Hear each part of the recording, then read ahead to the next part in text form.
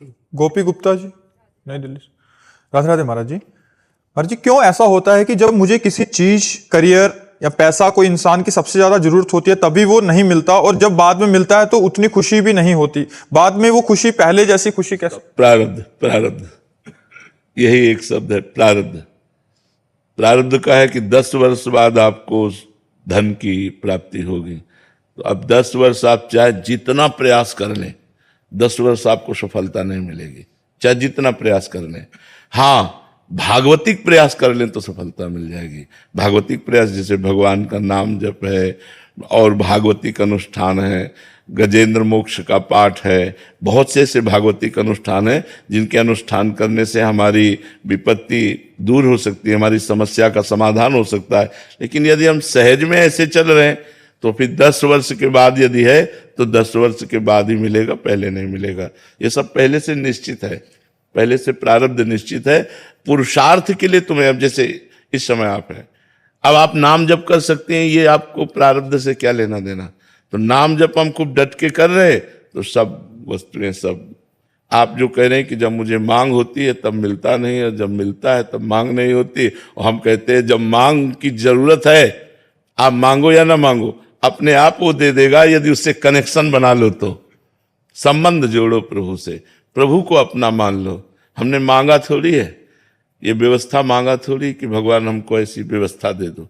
अपने आप वो सब कर रहे हैं, उनको पता है कि अपने जन को किस समय क्या जरूरत है। मुझे लगता है भगवान की शरण में आया जाए और भगवान का नाम जप किया जाए तो प्रारब्ध हमको परास्त नहीं कर पाएगा।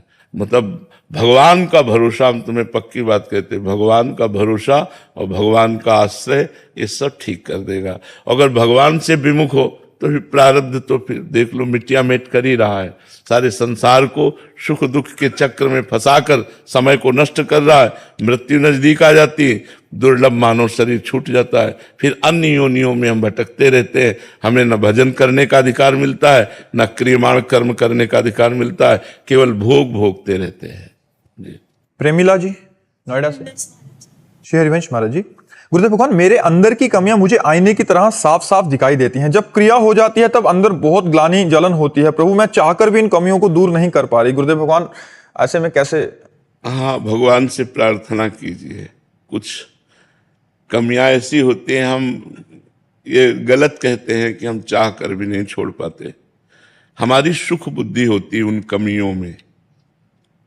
जो भी कमी होती है जिसे हम छोड़ना चाहते हैं और हम भूल से कह रहे हैं कि हमारी चाह है ये छूट जाए, पर छूटती नहीं है, ये भूल से कह रहे हैं, सही नहीं कह रहे।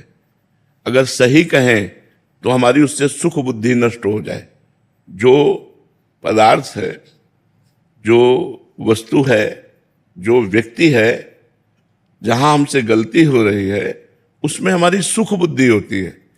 तो यद्यपि एक मन से हम चाहते हैं कि हमसे कभी ना हो, लेकिन सुख बुद्धि होने के कारण हमसे वो गलती हो जाती है। तो सुख बुद्धि का नाश हुए बिना ये गलतियां रुकती नहीं है। जब सुख बुद्धि का नाश हो जाता है तब ये रुकती है। सुख बुद्धि के लिए ज्ञान की जरूरत है, ज्ञान ही वैराग्य दिलाएगा, और ज्ञान के लिए भजन की जरूरत है। सत्संग सुनो और खूब भजन करो डटकर। बिना भजन के अध्यात्म का कुछ नहीं जान पाओगे। जो भजन करते हैं वही अध्यात्म को समझ पाएंगे, बिना भजन के अध्यात्म को नहीं समझ पाओगे। तो जो हमारे अंदर गलतियां हैं वो सुख बुद्धि के कारण, जैसे किसी नशे में सुख बुद्धि, किसी शरीर में सुख बुद्धि, किसी पदार्थ में सुख बुद्धि, यही हमारी गलतियां होती हैं। तो उधर हम चाहते हैं कि यार गलत है, ये नहीं करना चाहिए, पर मन में कि सुख मिलेगा। जहां ये बात बैठ गई कि सुख मिलेगा तो ना चाहते हुए भी हमको बरबस करना पड़ेगा, क्योंकि सुख बुद्धि वहां हमारी है। तो जब ज्ञान हो जाए तो सुख बुद्धि नष्ट हो जाए। देखो, जब ज्ञान हो जाता है तो घृणा हो जाती है अंदर से, बैराग ना। जैसे उल्टी है ना, बमन, बमन कोई खाना चाहेगा क्या? उल्टी जिसे कहते हैं। ऐसे ही कोई गंदे भोगों को नहीं भोगने की इच्छा होती जब भगवान के द्वारा ज्ञान प्राप्त हो जाता है। रमा विलास राम अनुरागी तजत बमन जिम जन बड़भागी। वो बड़भागी जन समस्त संसार के भोग विलास को वमन की भांति त्याग देते हैं। हम कहते हैं भोगों को धर्मयुक्त भोगो, धर्म से कमाए हुए धन से विषयों का सेवन करो, अपने पति से अनुराग करो, वही तुम्हें परमार्थ पथ पे खड़ा कर देगा। अब पर पुरुष से या पर स्त्री से और बेईमानी का धन और मनमानी आचरण, तब तो नरक जाना पड़ेगा, फिर दुर्गति होगी।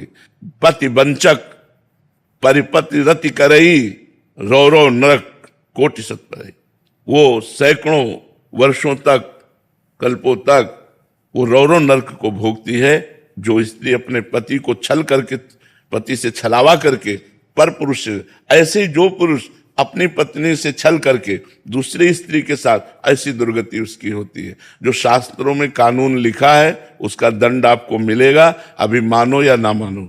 तो ऐसे ही हमें चाहिए कि मन को डराना भी चाहिए कि अगर हमसे पाप हो गया तो हमें नरक जाना पड़ेगा, अगर हमसे कानून के खिलाफ कोई कार्य बन गया तो हमें जेल जाना पड़ेगा, हमारा जीवन बर्बाद हो जाएगा। नहीं नहीं नहीं, मन को डरा करके, समझा कर, बुझा करके कहाँ कितनी बार भोगोगे? भोग कर देख लो, वही नया चाव कि इससे नहीं इससे भोगो, ऐसे नहीं ऐसे भोगो, ये कब तक चलेगा? नहीं नहीं नहीं, मुझे एक वो सुख चाहिए जो अविनाशी है, जिसका कभी नाश नहीं होता।